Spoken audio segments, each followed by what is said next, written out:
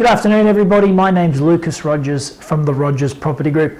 I hope you're all well out there. For those of us in Sydney and Melbourne, sorry to hear that you're still locked down. It has been a little while. Hopefully everybody is getting vaccinated.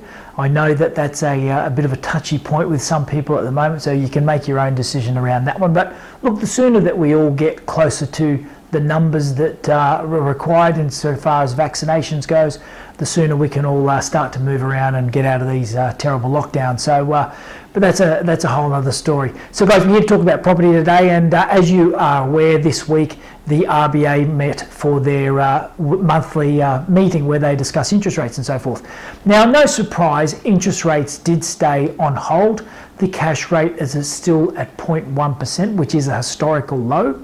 What's going to happen in the future? Well, the RBA notes really tell us that it's pretty plain sailing for the immediate future. They can't see any reason to be increasing interest rates. They have promised it will stay as it is at the moment until 2024. There is a little bit of concern that interest rates will rise prior to that, but look, I think with current lockdowns and so forth, I don't think we're going to see any change for probably at least another year anyway. While the property market is doing exceptionally well, businesses and so forth are finding it a little bit tough, especially in Sydney and Melbourne with the severe lockdowns that they're going through.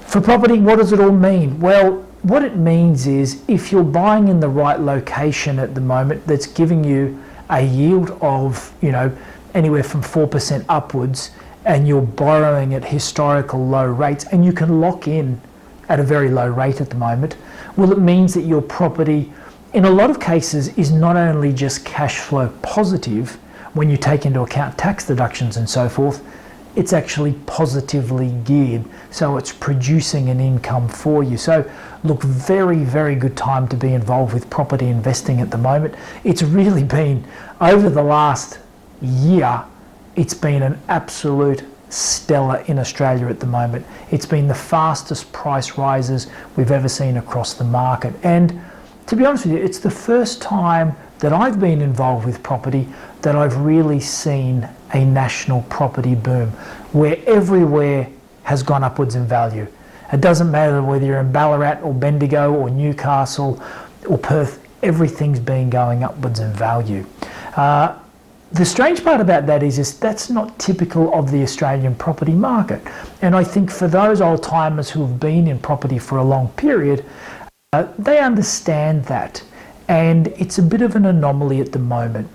Typically what property will do, or Australian property market I should say, is made up of loads of different sub-markets. And each of those markets operates pretty much independently. What will happen in a lot of cases is one market will be going up, one market will be stagnate, and then they sort of switch. So back from 2010 to 2016, to give you a very good example, the Sydney and Melbourne markets were on fire. The median house price in Sydney back in 2010 was $600,000, and then by 2016, 17, that market had hit $1.2 million. But during that same period, the Perth market actually went backwards in value. So it just goes to show that Australia is not just one property market. It's made up of many different sub-markets. And look, I think at this particular point in time, with the way things are going, I think as a buyer, you need to be very aware of that and how all of these sub-markets are operating within each other. I think that over the next year, you're going to see some of these markets slow down because there has been a bit of frenzied buying across certain markets, and I think some of those include many regional markets. I also think Sydney and Melbourne might come into that category at the moment. I think you really need to look at the fundamentals of the market and why the market is operating as it is at the moment. But look, like with anything, before ever you invest, get some advice, give us a call, have a chat with us about how the markets are operating at the moment. You want to try and, invest where the market is going up, and you need to be comfortable that the fundamentals mean that market is going to continue on for a period of time. The worst thing that can happen is you buy your investment property and then all of a sudden the market stagnates and sits flat for 5 or 6 years, which happens many, many times over. So look, don't be afraid to give us a call.